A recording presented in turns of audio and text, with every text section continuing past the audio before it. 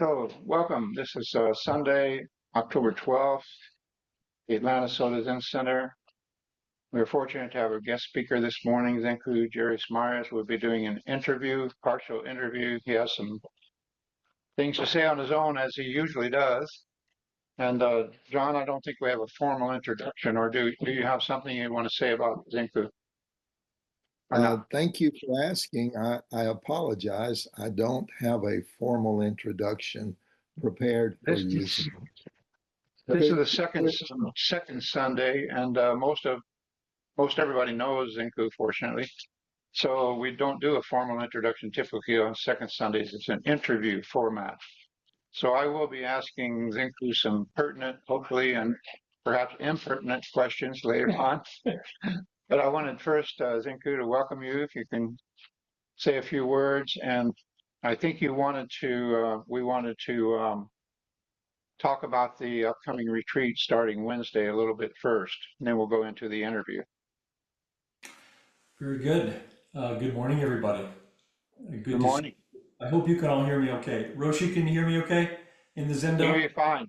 Yep, Okay, yep, great. yep, yep. good, Lovely. good morning, Zenku. I took the liberty of pulling up a short bio, and knowing how humble you are, I would like to give this group a little bit of your background, if you Okay, don't mind.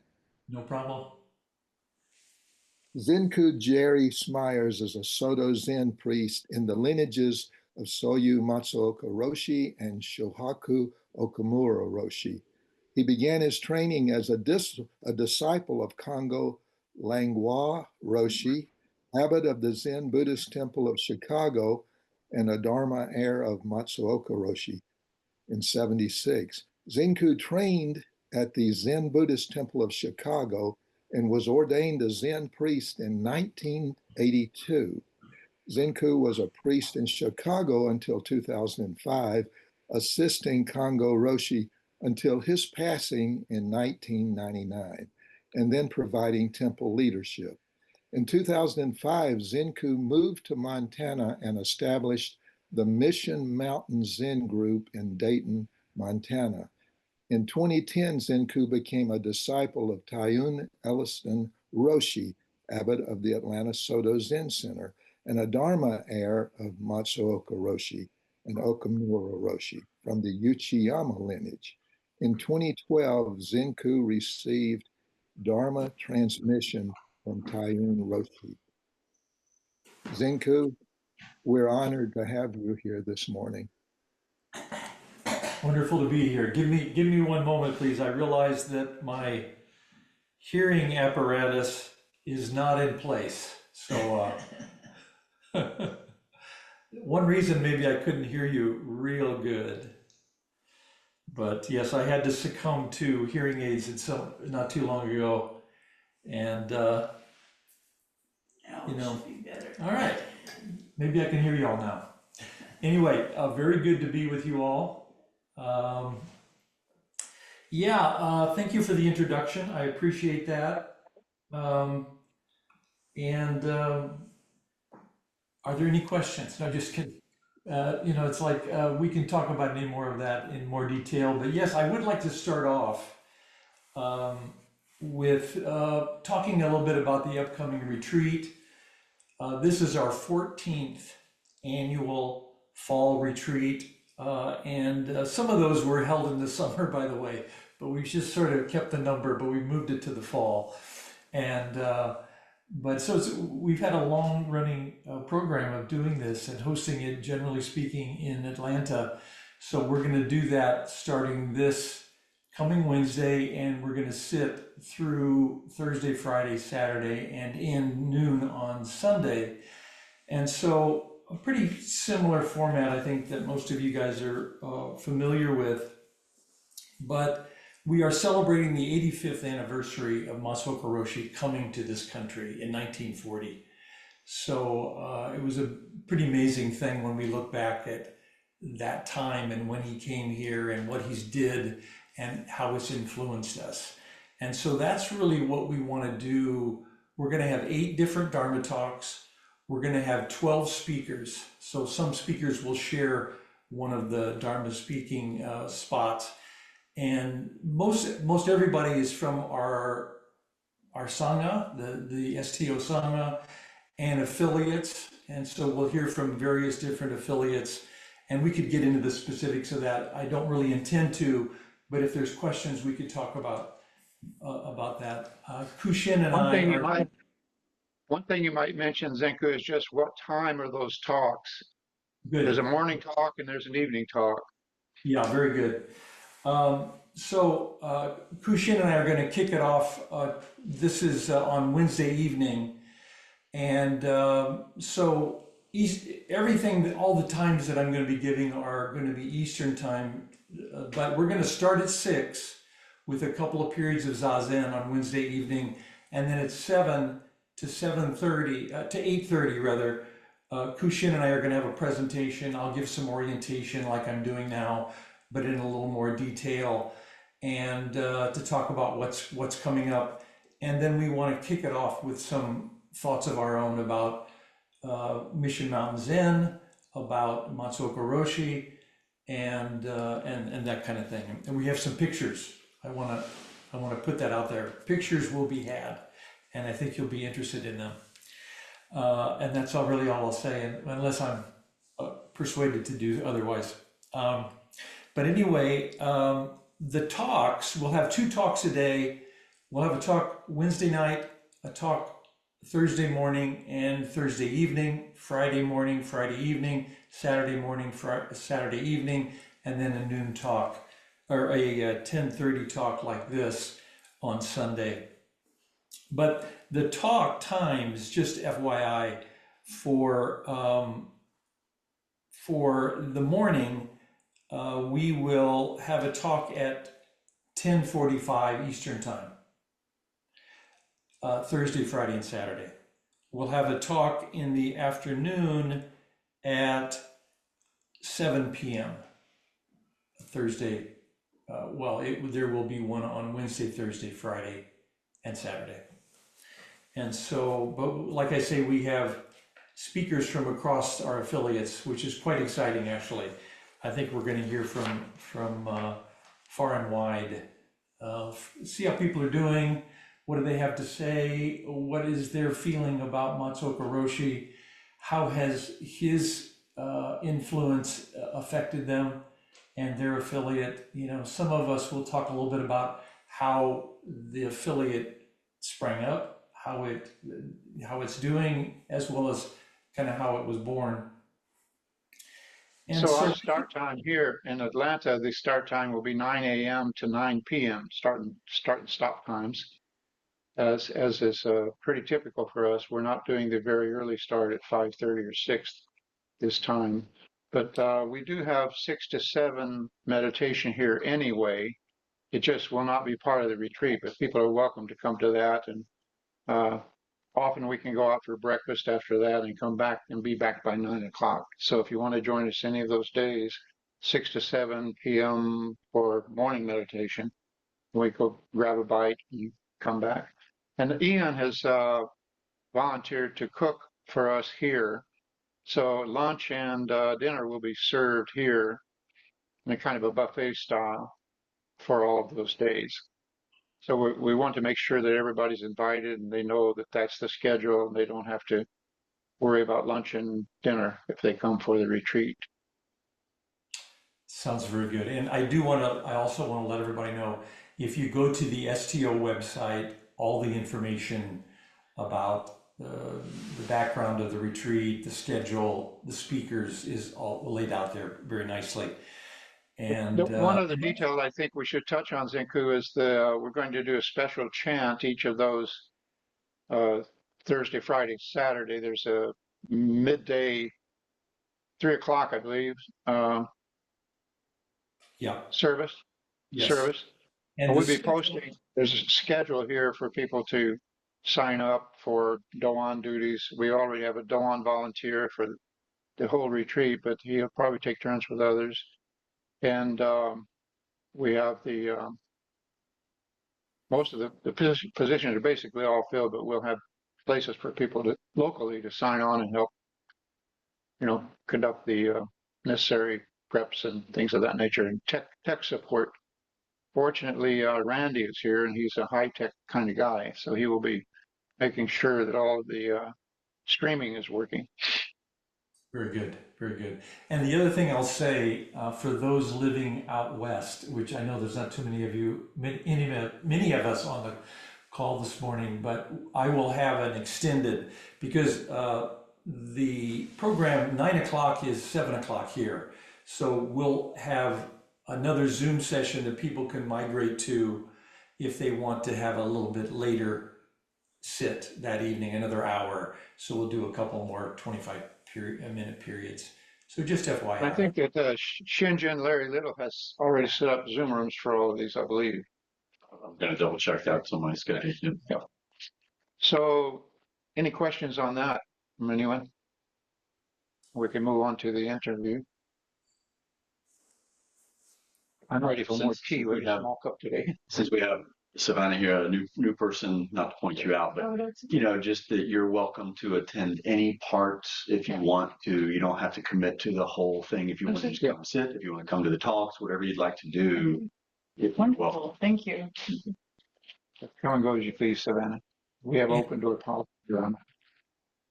One more thing I would like to say. One more thing I'd like to say is, I really encourage everybody, please go to the STO website and register that you are going to join. And we have a suggested donation for the whole retreat if you're going to be staying for the whole retreat.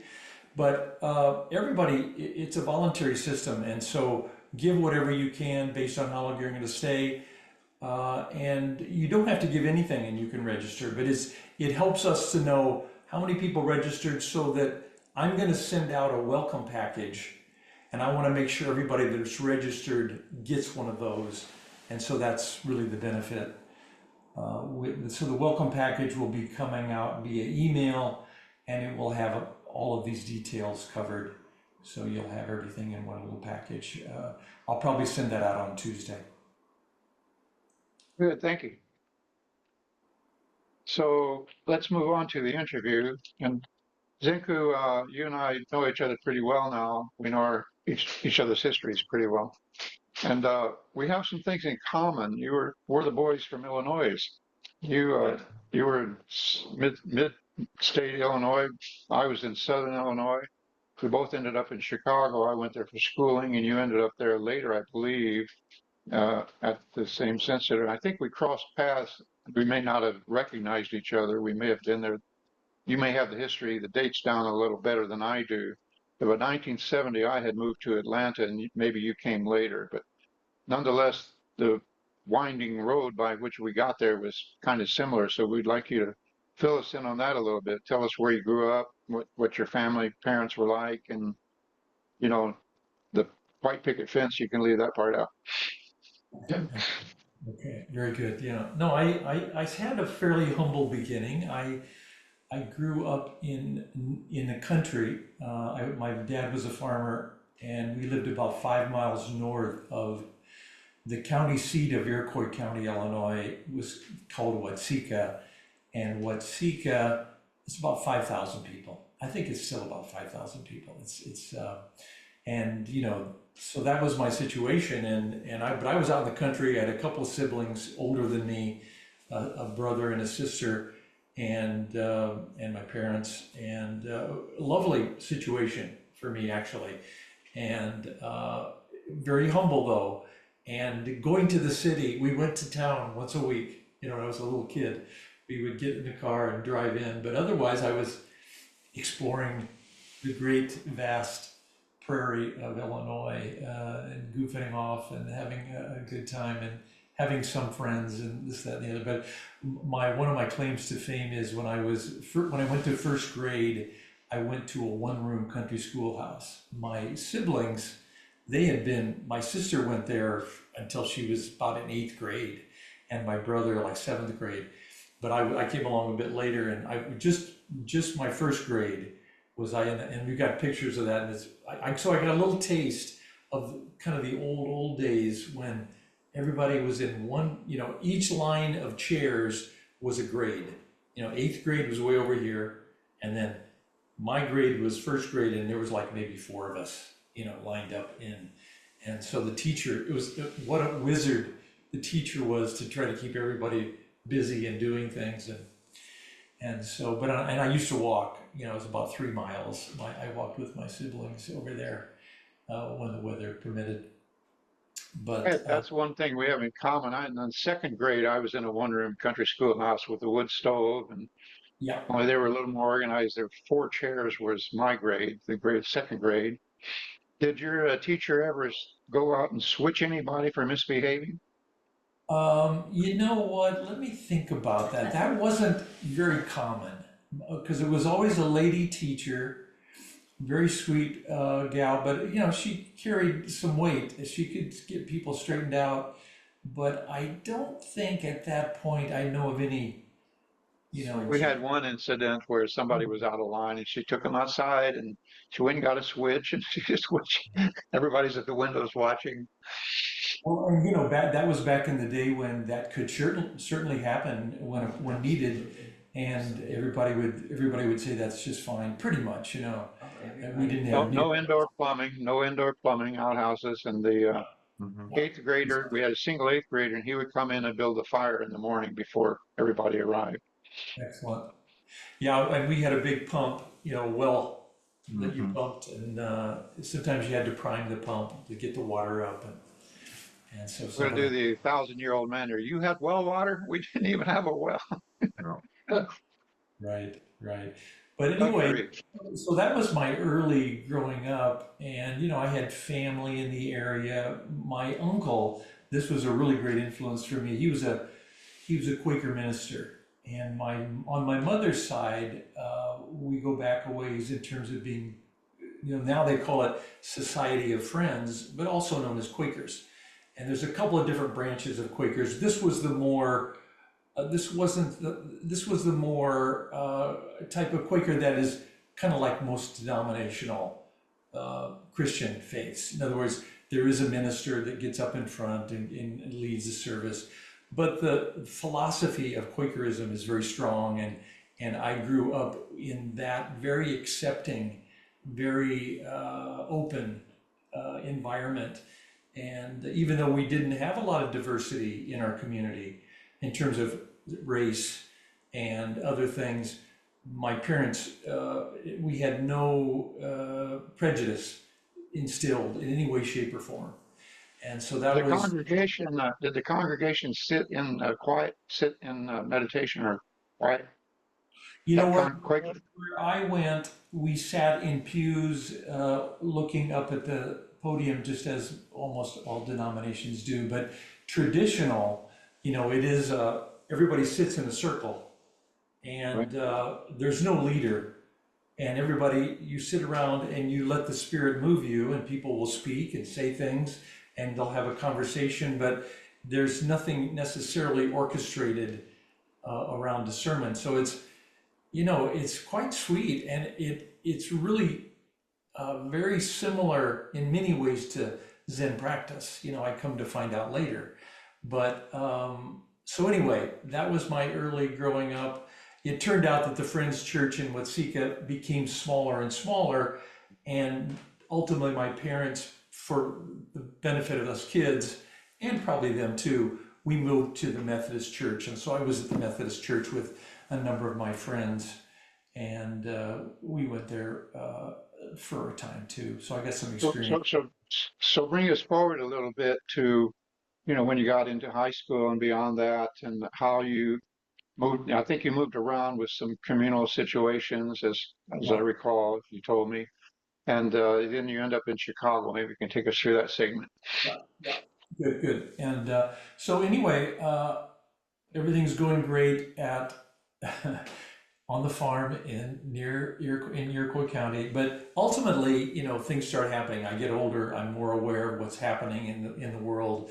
The 60s come along, and I was born in 49, by the way. And the 60s come along, and I'm learning from my older siblings a bunch of stuff. And we've got riots in the South, and and I go to high school, and of course I have a girlfriend, and things like this happen. But ultimately, it's time to go to college, and you had two choices. I often say this. Back then, you had two choices. You can go to college, that's great, or you can go to Vietnam. You have two choices. So, I had no interest in going to Vietnam, and so college sounds great. Let's do that. So I went to college, and that that was an incredibly illuminating period for me. A lot of people. I went to Western Illinois University.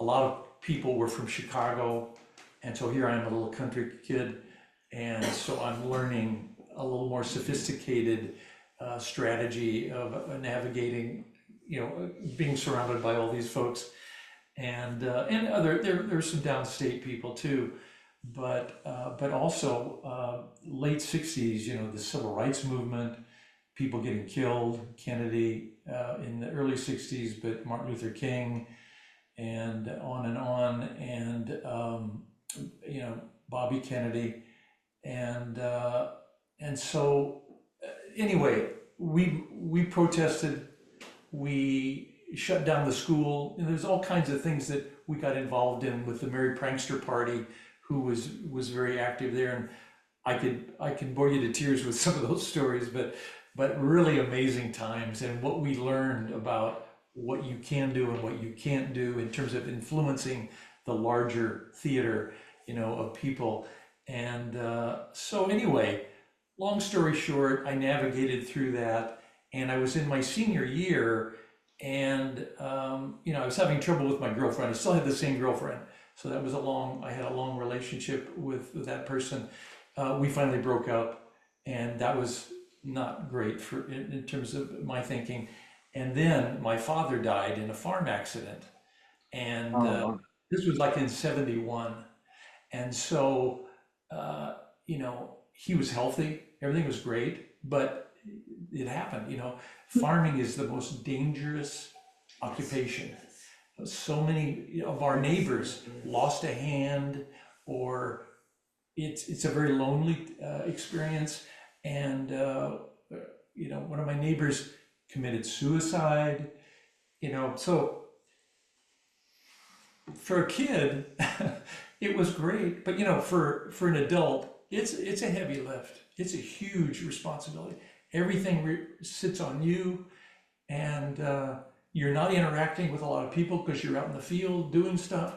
So anyway, it was just really interesting, and so that sort of took me out at the knees, and so I was like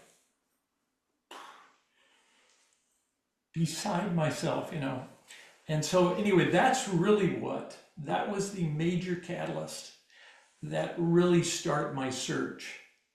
I didn't know what I was searching for at first, but I knew I was not doing well. Wow.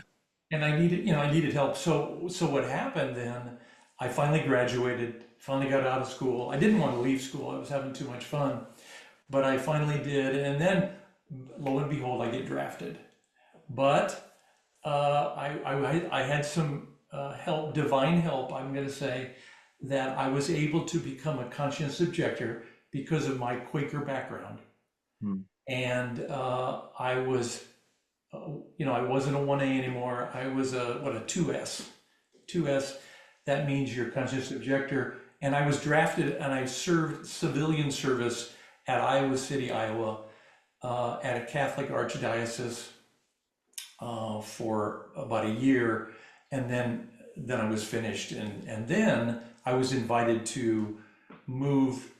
All this time, by the way, ever since my father passed, and I got some influences about what I could do, and I wanted to learn how to meditate and cultivate a practice of meditation because I was basically a wreck. It's like I was not didn't have it pulled together at all, and so when I was at Iowa City, I was basically a hermit, even though I was in the city. But I went to my job, took care of some things with the Catholic Archdiocese to help senior citizens have more resources. That's really what my job was as a conscious objector. And but I was reading all kinds of things, Eastern philosophy and I started practicing Zen practice and on my own, and ultimately found a friend. But then came along this opportunity to move to Southern Illinois because a good friend of mine had purchased about 30 acres of property in the woods in the Ozarky part of Illinois, down in the south, and to join a commune. It turned out there was a little cottage up a little way from the commune, about a mile away, up in this really remote area. And that's where I wound up being. And I could come down to the commune and hang out with all the people. They were all good friends, became that way, lifetime friends. But I could still be up in my little hermitage and practice meditation several times a day, read, take walks, try to learn how to play the harmonica, different things like that. So it was a wonderful, and I was there probably for 3 years. And so here I was out of college, and I was in this commune. I didn't care about anything else. I didn't care about getting a job. I wasn't worried about a career at that point. But so this is how things are flowing for me. Okay, and finally my wife comes along. I meet Teresa, and I actually I invite her. I say she lived up northern, actually central Illinois, and I invited her to come down, and she's right here. I invited her to, hey, if you'd like, come on down and visit. And I was really doing well, but it was like a gesture, and I really did like her. And so lo and behold, about a week later, she shows up, and we've been together ever since, really. But the communal That's great. situation was Let me just wonderful. interrupt. Go ahead. Go ahead. No, Finish. I'm saying Finish. the communal situation was really great, and it wasn't, we were pretty liberal folks. We like to have fun, and we didn't have a major axe to grind other than we were pretty liberal, and we didn't want authoritarianism or this, that, and the other. We were all for sure hippies. And so that was good. But lo and behold, after time, I found that my Zen practice needed some stimulation. It needed a little bit. I needed a sounding board. And, that's really through a friend that I had known from Iowa City when I was there. We used to practice Zazen together. He had gone to Chicago. He was from Chicago, and he became a student of, this is John Dennis Govert. And so through his friendship, I went up and I met Matsuoka Roshi, Kongo Roshi, up in Chicago. And little by little, I would go up there and visit my friend John Govert and his wife Anita, and go by the temple. But pretty soon, it kind of hit me that, I had to study with this person. Kongo Roshi was, he had studied Hinduism and the yogas from Hinduism and yoga itself. He had kind of gone from that to studying with Matsuoka Roshi, but he also studied Tai Chi Chuan, etc. So he had a vast array of influence that came in, but he was American. He spoke American. He was a Chicago kid, and he was kind of a street smart kid. And so most other teachers of that time, they were from the East. They spoke very poor English, and so it was much more difficult to get really the details. What's the deal? I have this question. How can I get this person to understand what I'm asking? Kongo Roshi immediately. That was what was the beautiful thing about him, and he was very direct, very clear, and would give you a heavy pep talk, kind of a thing, which most of us needed desperately at that time. So anyway, it came to me that I have to become his student. So in 1976, Teresa and I got married. We moved to Chicago, and I became a disciple, of Kongo Roshi. So that's really what started me training with Kongo. Anyway, By that Rochelle. time, Matsuoka Roshi had moved to Long Beach. I had moved to Atlanta in 1970, so I went through all the same turmoil that you went through. I'm about 10 years older than you. I was in Chicago teaching university when all of that hit and already had two kids and so forth. So just a little bit ahead of you, but it was similar, very similar reaction to the police riots and everything else that was happening, everything that was going on. Turning to Zen to preserve my sanity, right in the midst of all that chaos. Yes, yes. So, Yeah, what was your first impression? Matsuoka was in Long Beach, so he must have come back to Chicago when you were there and you met him for the first time. Maybe you can tell us a little bit about that encounter. yeah, no, he would come back in the early days. He would come back a couple times a year, maybe on the Ohigan, spring and fall, and sometimes other times. But he would always come back at least once a year, and he would always go to Japan. It seemed like every year, and he would be coming to Chicago and reporting to us what was going on in Japan, and he would bring back things that he would then let us buy from him, kind of a little money making thing. But I have some wonderful archives from him. I have a scroll like a Bodhidharma, that some monk painted over there that he brought back maybe 8 of those and sold them, and different disciples bought them, and things like that would happen. But to get to the point of your question, we would always go out to the airport to greet him. And that was back in the day. You could go right out to the gate where he's coming in. Hey, And so the first few times when I met him, and let's say the first time, I don't quite remember the very first time specifically, but generally speaking, he was always very warm, very kind person, and not he was not gregarious or anything like that. He was pretty, like most Japanese. He's somewhat self-contained and but smiled and enjoyed having a good time, of course. But we would pick him up. Several of us disciples would go get him. Roshi always wanted us to do it that way, Kongo Roshi, so that we would get to know him. So we would go out and we would take him to the temple right away. We would go right to the temple. That might be at a 45-minute drive. And when we got to the temple, Roshi would come down because he lived upstairs in the 3-flat, and we would welcome Matsuoka Roshi by doing the Hanya Shingyo.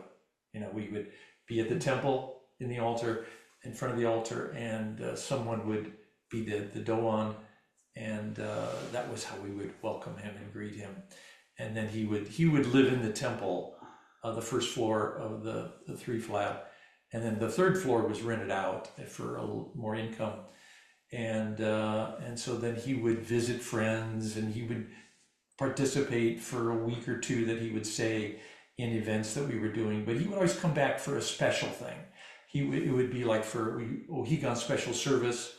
Kongo Roshi always liked to have a special thing going on, like maybe a discipleship or a jukai or ordination, if that was something coming up, he always let Matsuoka Roshi take the honor role to lead that. So my jukai was done by Kongo, but when I became a disciple, Matsuoka Roshi actually did the ceremony for me to become a disciple of Kongo Roshi. So that's just the way that worked.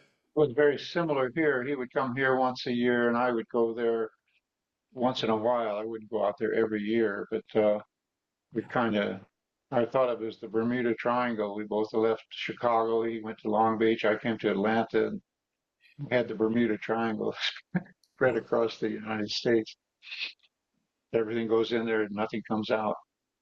So very interesting. And he must have been traveling a lot. I wonder if he would go to Chicago and come here, on the same trip, because as I recall, it was about that frequency of travel.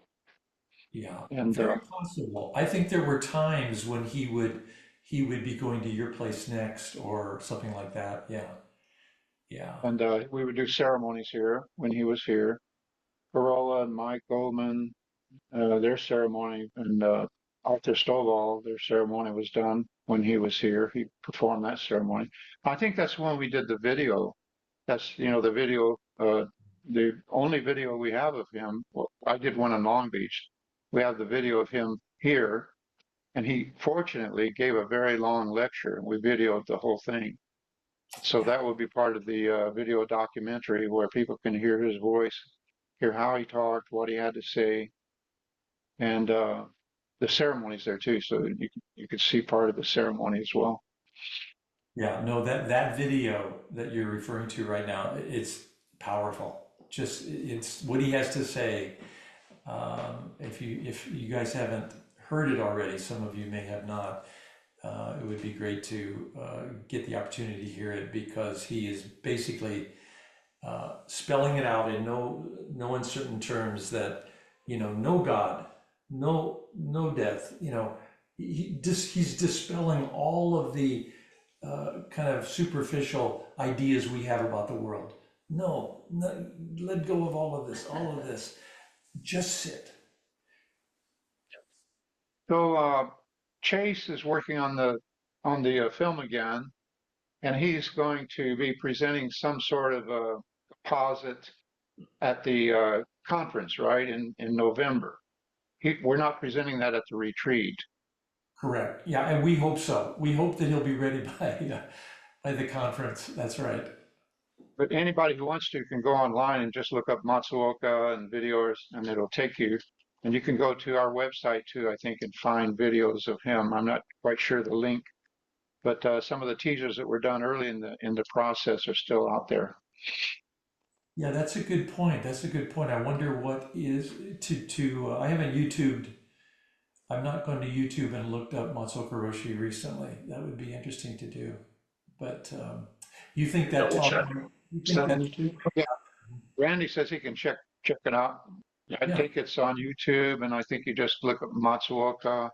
And there were three different teasers that were done from time to time, covering different aspects of the film as we were putting it together at that time. Chase has picked it back up, so I'm assuming he's going to weave all that together for the conference. And by the way, everybody's invited to the conference. It's just a one day. It's a Saturday, right? Yes. November. 15th Yeah. of November. Yes, please, we invite everybody. Please join. We'll have some discussion in the morning and then a board meeting in the afternoon. So the morning for sure, I would say you will want to come and see the video that Chase has put together. Okay, good. So what else would you like to talk about your path, your wayfinding story, and why you stuck with Zen, why you're continuing? What compelled you to? Were you ever discouraged and wanting to quit? That kind of thing. Yeah, no, that's good. That's good. Basically, what I found with, to kind of the question you brought up earlier about how did I find Matsuoka Roshi, I was really close with Kongo, and so we had this relationship, but, I respected Kongo big time. So it wasn't like we were buddies. It wasn't in that way. In a way we were, but I respected him as a teacher. And it's really important as a student, you want to respect your teacher, and you can't take that too far, is what I find. But, when Matsuoka Roshi would come, he would, I would still be, a lot of times I'd talk to Kongo Roshi on the phone and we would compare notes and what's coming up and what are we doing. And I would only see Matsuoka Roshi a little bit of the time when he was coming. I didn't really necessarily hang out with him a lot and get to really know him real well, which was fine. His English was okay. It was okay. It took a little bit to work through his accent, but I could understand him pretty well. I thought his English was really good in general, and so that made communication good. But we would have gatherings, and then we would have celebrations after the service, and so that's when you had a chance to sit down with Masaoka Roshi and talk with him, and we'd be sitting around a table and we'd be asking him questions and getting his input, and some of our stories, our stories we like to tell about Masaoka Roshi came out of that situation. But so I became a disciple in '76, and I stayed a disciple, and I became a priest in '82 with Kongo, and then Kongo Roshi died in '99 of complications with liver cancer. And so I stayed with him all that time, and I had a day job, and I had a career, believe it or not, and that actually went well. And you needed to make some money if you're going to live in Chicago. When I lived in Southern Illinois, my wife and I picked fruit for about a month at a nearby orchard, and that was all the money we needed to live the whole year. So it was astounding. But I wasn't going to play in Chicago. But anyway. Since you mentioned it, tell us a little bit about your career and the professional side. Yeah, well, the one saving grace for me, probably going to college, was that I did have some math skills. Reading skills were very poor at that time, and so I had some handicaps in learning that I'll have to confide in you. And by the way, I married a reading teacher, so that was just ironic that I would do that. If I would have met her maybe when I was a kid, that might really help. But anyway, that's just kind of a funny story between us. But I've overcome most of my handicaps. But I was a math major in college and a physics minor. And so when I went to Chicago, I really didn't care what I did. I'll do whatever job it takes. I just want to study with Kongo Roshi at the temple. That was my only really driving force.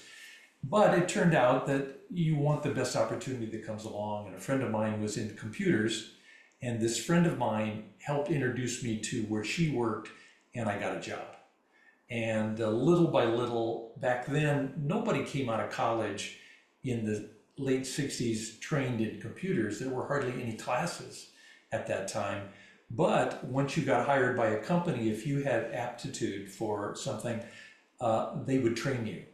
And so I got sent to the IBM building, right in downtown Chicago, took a lot of classes, and little by little, I went from one job to another. Finally, I wound up with a bank, First National Bank of Chicago, because they offered 3 weeks of vacation, where before I was only getting 2. And that was the environment I stayed with the rest of my career. It was fabulous. And it was a big organization, so it was like a big pond. It didn't get stale. That's the way I felt about it. And so I learned a lot of things. I became a database administrator after a programmer, and then I became a manager and a data center manager, and on, all kinds of different jobs that I did while I was training. I went to the temple. You also did a form of project management, right? Where you put together large projects. You had to deal with logistics and making things happen on time, etc. Right. At That's the very good training. Good training for running a Zen center. Yeah. Yes. No. At the very end of my career, I wasn't a people manager anymore. That was a relief actually. And but I managed projects, and some of them were big. And the one that I'll brag about maybe a little bit is that this one, we were consolidating institutions, and it was with Bank One before Bank One merged with JP Morgan Chase, which it is today. We were merging different units together, and we had a $1 trillion baby project, which was overnight bank clearing, $1 trillion passed through that system. And so we had to consolidate into one system where maybe it was 5 or 6 individual for different banks. So we're trying to, and somehow that landed in my lap. I was the project manager, and thank goodness I had wonderful people working for me, and that really knew the technical side of it, because my skills are more in the realm of bringing people together and talking and communicating, even though I have some technical savvy, but not greatly, not a great deal. And Thank you so, for that. That's the one story. long story short, that project went splendidly. It went so well, and so my stock went to the moon, you know. And so they said, I don't know why they said it this way, but they said, well, anything you need, let us know. It was like they didn't want me to leave, you know, kind of a thing. I said, well, that's sweet. And so it turned out that, you know, this was like an '05, or this was maybe '04. This was after Congo Pass, and the temple was already migrating. Zen Buddhist Temple Chicago was already moving toward the new mode of operation without Congo Roshi. And Teresa and I were wanting to move to Montana. We had found a little place out here that we wanted to move to. And so I'd said, well, I'd like to move to Montana and work from there. Is that okay? And they ran it up the flight, you know, up the management, and they said, fine, because of my stock. And so that's how we got out here. And I worked for another 5 years out here and flying back and forth, but and then finally retired in. And you go back to Chicago every year, right, for June for Congo celebration? Yeah, I generally now I go back because, you know, my daughter Grace is still there, and her husband Ruben, my grandson Gabriel. So we go back there in June usually, and often I'll go by the Zen Buddhist Temple Chicago and give a talk or something like that. Yeah, And you and I've met there a couple of times, me coming from Atlanta and you from right. Montana. So before we turn it over to questions, Q&A, anything we didn't talk about that you would like to talk about? Well, you know, I like your question about did I ever almost give up? You know, that's quite a question. You know, and the backstop on that is that Matsuoka Roshi would often say to you when he's leaving you to go back to California or wherever, don't give up. Just Yep. don't give up. You know, that was how he would say it. And I have to be honest with you. I had some, you know, over time you have some issues around clarifying what is my practice? What am I doing? How am I doing it? Is it enthusiastic enough? Am I putting enough energy into it? All those kinds of questions are coming up, hopefully for everybody, because those are great questions. But I never lost confidence in the practice, and I'm not sure. I'm not sure why that is. I can't really spell that out, other than to tell you, I did practice pretty regularly throughout all that period. Even though when I was working hard, my practice was not what I wanted it to be. You know, when I was working at the bank, I would get up in the morning, I'd work late, and you know, my energy, I wanted to sit every evening, but often I'd go up and, wow, I'm pretty sluggish, I'm drowsy. And so to try to keep your practice vital was a challenge. But again, that's part of what our practice is about, that challenge and our determination to overcome our own self-centeredness. You know, this is this kept driving me, and I never felt once I found Zen, I never looked anywhere else really. I do practice Tai Chi Chuan, but I just think, like my teacher Kango Roshi, this is a wonderful similar practice that now you're moving and you're being mindful. That, like, Tai Chi Chuan is just a wonderful accompaniment to a Zen practice, I think. But generally speaking, enthusiasm, I always say this is one of my cardinal points. Enthusiasm is your best friend. And if you're not enthusiastic about your practice at some point, then you're not practicing enough. It's just so simple. And doesn't mean it's easy to fix, but if you practice more, your innate Buddha nature, I'll say, your innate enthusiasm has a way of invigorating you. And, but this only comes through practice. You don't understand this unless, we sure can't understand that by reading books, even though books can help to some degree, clarify, but through practice, that's how we improve, and we continue to dispel this delusion that we are separate and we need to take care of me above all else.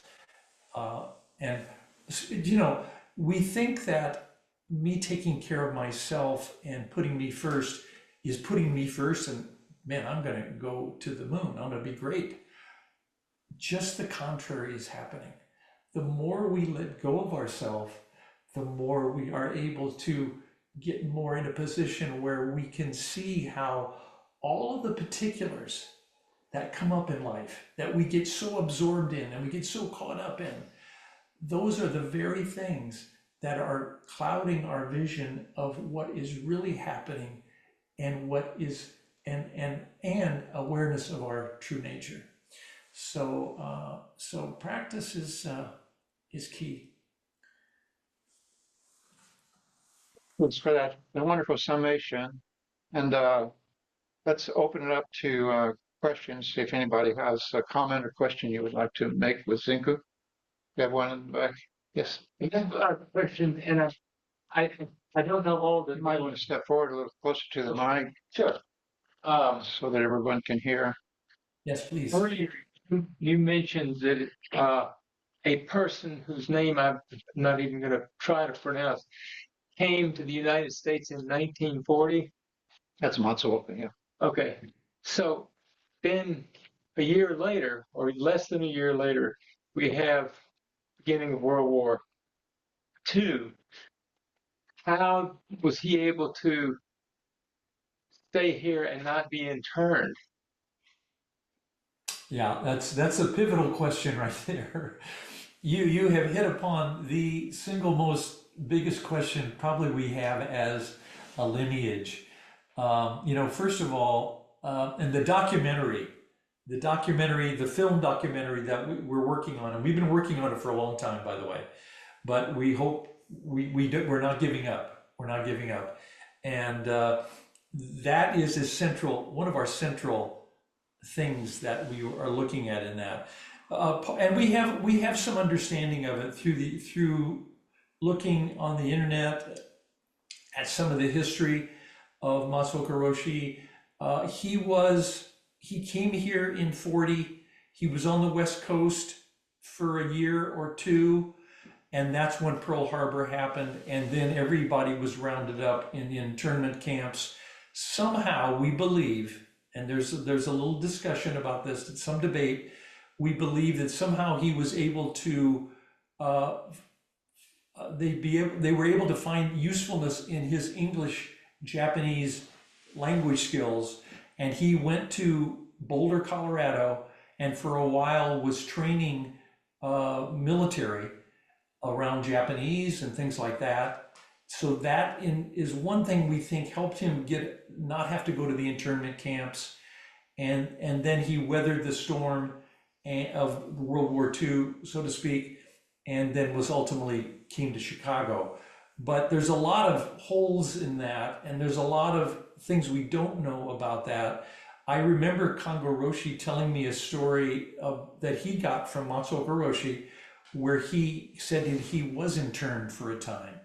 And I don't know if that story was about Matsuoka Roshi specifically, or was it about Matsuoka Roshi, somebody he knew that was in there. So, there's a little bit of conflicting stories, but lo and behold, after the war in 1945, he was in Chicago, and he was that's when he established the Zen Buddhist Temple of Chicago, and he was trying to help the Japanese community rebuild and find a center and find a practice and find, a Buddhist teacher that they could trust. And that's the hole that he filled when he started to build this. And in 1949 is when the Zen Buddhist Temple of Chicago was actually established. So there was about a 5-year period when he was working on it. And we have record that the FBI had their eye on him, and they brought him in for many interviews. And we have a lot of the narratives of those interviews, and they're always trying to get him to admit that he's a spy because they thought he was, and this kind of thing. And he would always say, "I just want to establish I want to teach Buddhism. I want to teach the Japanese community Buddhism," and this kind of thing. He always kept that story very loud and clear in all of the transcripts we have, but they were watching him very closely for years. It's actually very funny if you happen to know Matsuoka and you read the FBI transcript. It's hilarious, really. Trying to pin him down, and he's like a weasel. Thank you. Because that was the first thing that came up when you said 1940. I thought there's got to be a story behind that. Well, they knew that the war was coming. I mean, you could see it in the late 30s. So he came here intentionally. Yeah. Based on that. And also, he told me that he was interned and he taught the Japanese meditation in the camps, but he wasn't in there very long. Yeah. Thanks. And, why did Sotoshu, which is the Soto Zen organization in Japan, why did they send him here, at that time? But obviously the Japanese people needed someone. Times were tough and the war was going on, and so they wanted people to come here to serve the Japanese community. That's really what it was about. It wasn't about spreading Buddhism at that time to most of the people in this country. It was to help the Japanese community, which was quite large on the West Coast and some other places. Part of the story we got is there was a Zen priest here already who needed help, he needed support. So Matsuoka was well known for his study of English, and so he was selected. Yeah, and Matsuoka Roshi was a very good communicator, and he was when you were talking to him, you felt a connection. He was talking to you, and he was giving it to you straight, whether you knew him or not. And eventually, I think people would see that about him, and I don't know how much that helped him navigate through all of this intern camp and situation, but I'm sure it was a big help. His ability as a priest to. I think I saw Ishirio's hand went up. Not asking a question this time, but making an observation that might clarify the situation. A lot of people assume that all of the Japanese in the United States were rounded up and put in camps. That's not true, and that the exclusion was the 3 Western states. Those were the people that were put into camps, and they were put into camps all over out to Arkansas, for example.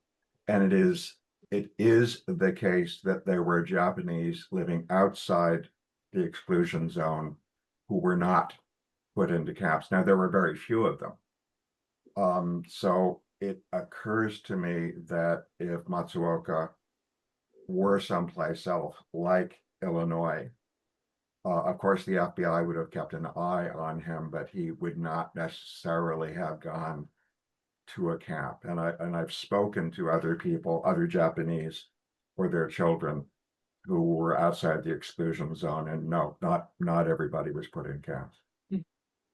Yeah, no, that makes good sense. That's a really good point. Thank you for saying that, because when you go to California, and people who have lived there and know about it, my goodness, we had pillboxes up and down the coast. We were really concerned that the Japanese were going to come and attack the West Coast, and so that was the danger zone. Much less so inland, and of course toward the east in this country. So it makes sense that's where they were the most concerned.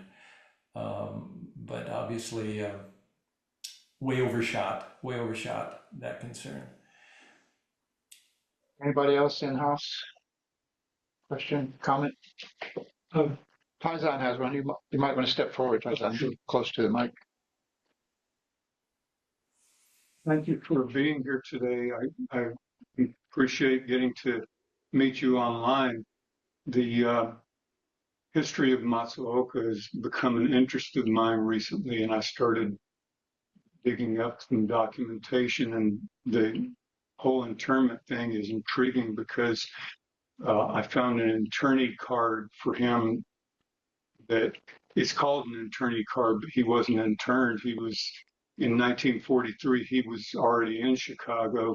So there's just a gap between 1940 and 1943 that probably you already know about because you've done more research than me. But as you said, the FBI was looking askance at him, but had him paroled was the word, under close watch, and he was listed as living at a temple in Chicago and teaching Buddhism.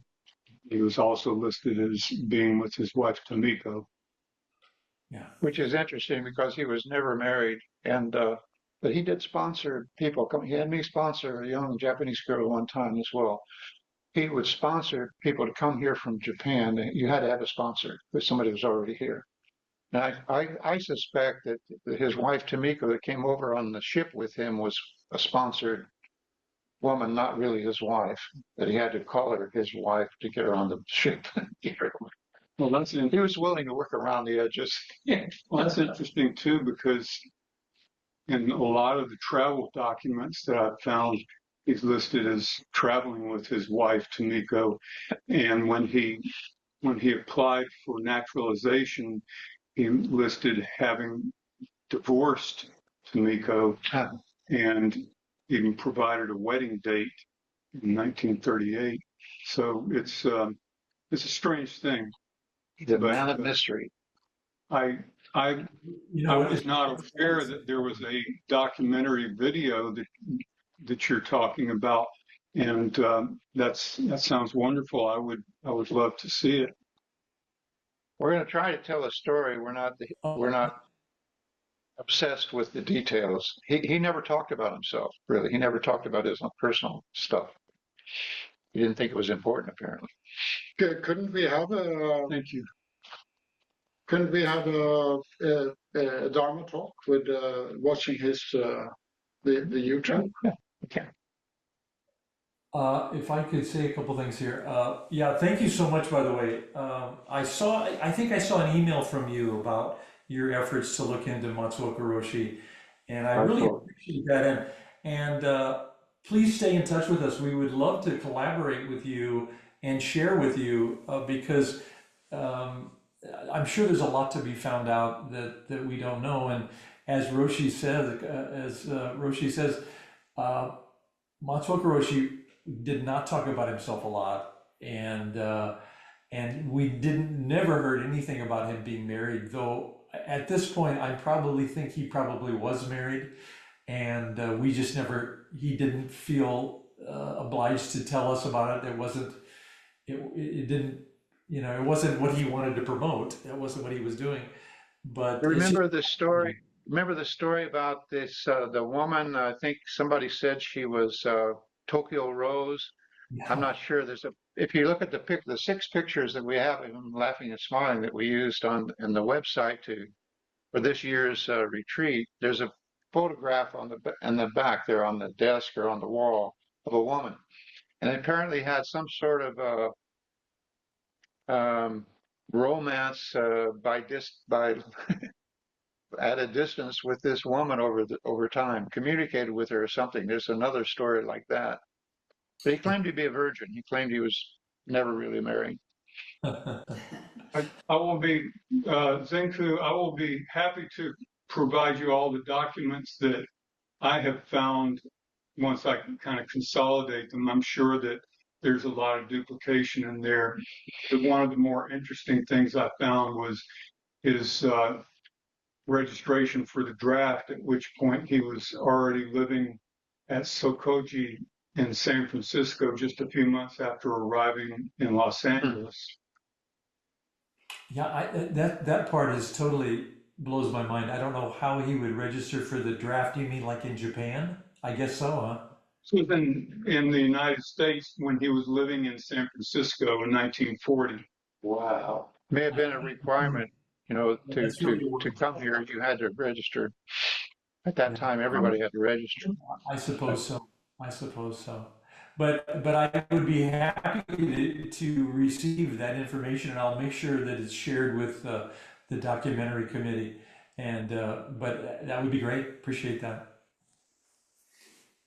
Um, again, and not wanting to hijack the conversation, because I also have a question. I have a Zen question for Zenku, but foreign nationals would not be required to register for the draft. Yeah. And there's a specific category, and thank you for reminding me of what a 1S2 was, because I was trying to remember that the other day to talk to somebody. Also, it sounds like you're narrowing down the interval. And then, of course, the other thing about the relocation was only effective as of the 1st of April, 1942. So if you're trying to close a date between 1st of April, 1942 and sometime in 1943, when he's known to be in Illinois, then the window is getting smaller and smaller. Yeah. We know that he drove across country from California to Illinois by himself in a car. Whether it was a rental car or what it was, I have no idea. But Couldn't get a rental car. imagine Couldn't get a in rental that car. day, Couldn't get gasoline. no. And in that day and time, if you were Japanese, you were in danger. Mhm. So he got in a car and drove across the country. You know what? And What I so, would love to know about that story, Roshi, because I know Tessin talks about that too. It's like I would love to know the dates of that cross-country car trip, because I wonder if we've got the dates set to around the dates that we're talking about, or if that wasn't a little bit later. But anyway, just a point. and where would he have gotten a car? Yeah, right. Stole it. And a driver's license. I don't know. And gasoline. And gasoline. Yeah, where he- May I ask a question? Then, and I will say that John asked me to facilitate, knowing that that's dangerous. Zenku, as many people who have sat for interviews, and including myself, you used a very similar phrase to what I said. I said, how did I get here? And I said that things weren't working. And you said something very similar at an earlier point than that occurred for me, but I think it was when you had broken up with your girlfriend. And then something else in your life had gone wrong. And I just wonder if you could speak to that, is when you sort of I didn't bottom out, but I felt that everything that I thought was necessary for success, that wasn't it. Where I wasn't it. Yeah. No, it's a pretty deep pool, but I would say that my father dying from an accidental death, out of the blue, just all of a sudden everything's great, boom, he's gone. That was the biggest shockwave. But what I'll say is that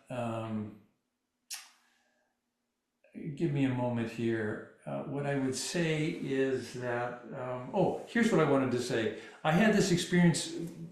We had demonstrations going on at the college, Western Illinois University, and students were getting up on this big podium and we're talking about, we don't, this is not right, and this, on and on we go. And this one guy, this kid, he gets up on the stage, and I knew the kid. I didn't know him well, but I'd seen him around. And he gets up there and he starts saying some stuff. And what happened when he was up there is, this was my interpretation. He had a lot to say, and we were all waiting to hear him say it, but he kind of fell into a stage fright deal where he kind of locked, he he couldn't talk, and he was too emotional, and he finally had to leave the stage without saying and expressing what he wanted to express. And I thought, oh my God, that is very much the way I felt. I felt so much emotion and so much angst about all kinds of things. My father, okay, throw my girlfriend in there, but the world affairs, and what was going on. And I didn't feel like I was grounded enough to express myself to do anything about it. That was my frustration. And when I saw this guy, I'll never forget that story. It's like, it was just a little bitty incident that happened, but I said, okay, I can relate to that. I can relate to that dude. And so that kind of was what it was like. I didn't feel like I could express myself properly. I wasn't grounded enough. I wasn't, I was emotionally a kind of a wreck, kind of a deal. And, I come from a very emotional family, by the way, and, hugging and all kinds of stuff, but, tears coming down people's faces. This is very common in my family, as you might guess by some of my reactions. But anyway, so I come by it honestly, but nonetheless, there's a time for standing up. If you're going to be a leader, if you're going to be a teacher, you need to learn how do I put that aside. That's really, when you look at that really closely, that's a lot of self-centeredness. Maybe it's a little bit misdirected self-centeredness going on. And it's wonderful to have emotion. I would never say otherwise, but we have to not let it control us. We have to be able to enjoy it, appreciate it, but still live our life and do what needs to be done. So anyway, that maybe I can say something like that around that question. Thank you for that. I think we all have those kind of trigger points in our history that we can point to, where we either totally lost it or we, possibly saw a way out of the dilemma. Yeah. Yeah. So on board there I see Brian. I don't see any other pictures. Brian, did you have a comment? Question? I'm good. Thank you. In-house? Yes, we have one in-house. Cyrus. I was just want to make a comment. I think it was a beautiful answer there at the end,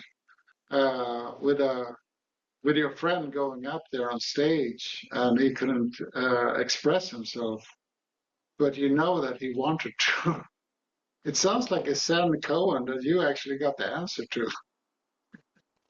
that things can be wrong, but you need to find a path to get it. I don't know, but maybe it's a koan that has no words that can answer it. Yeah. But you still got the answer to follow a practice. Yeah. There's several of them in the history like that. Guy's hanging from his teeth and he has to say something. Oh. So Zenku was hanging by his teeth there. Yeah.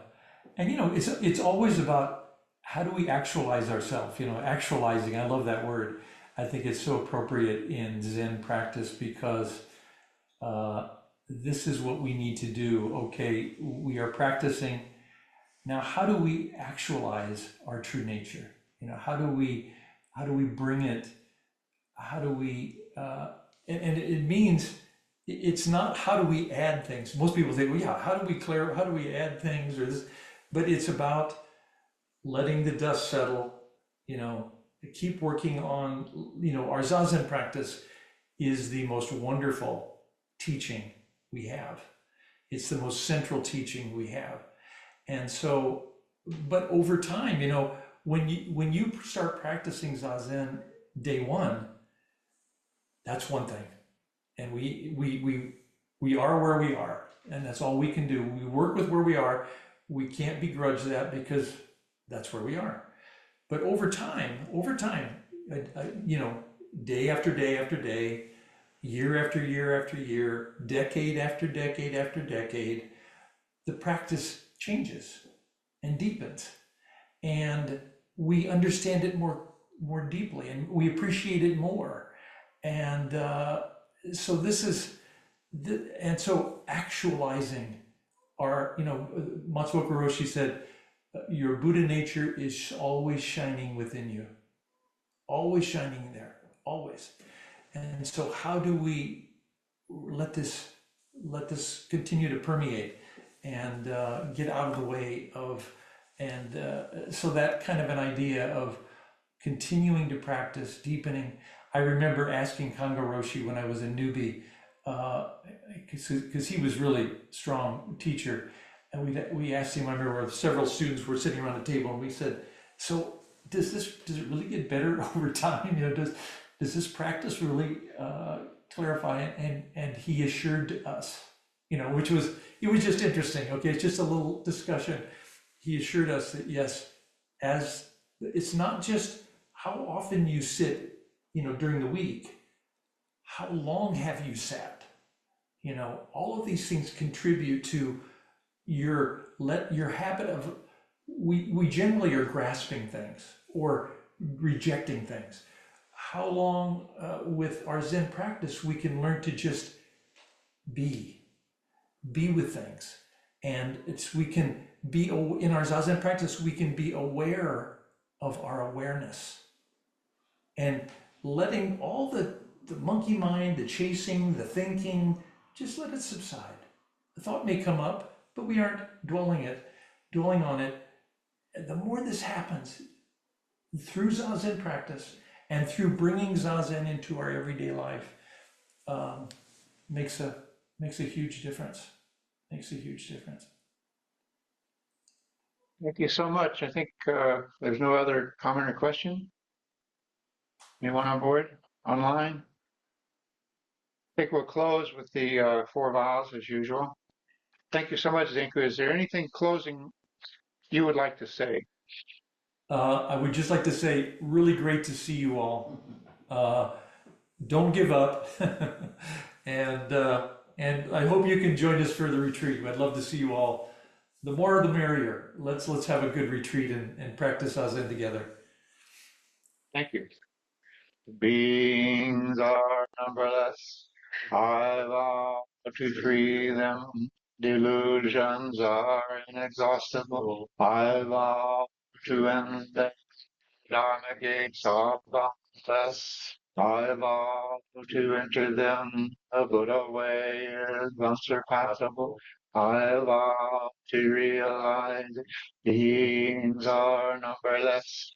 I vow free them, delusions are exhausted. I vow to end Dharma gates are boundless.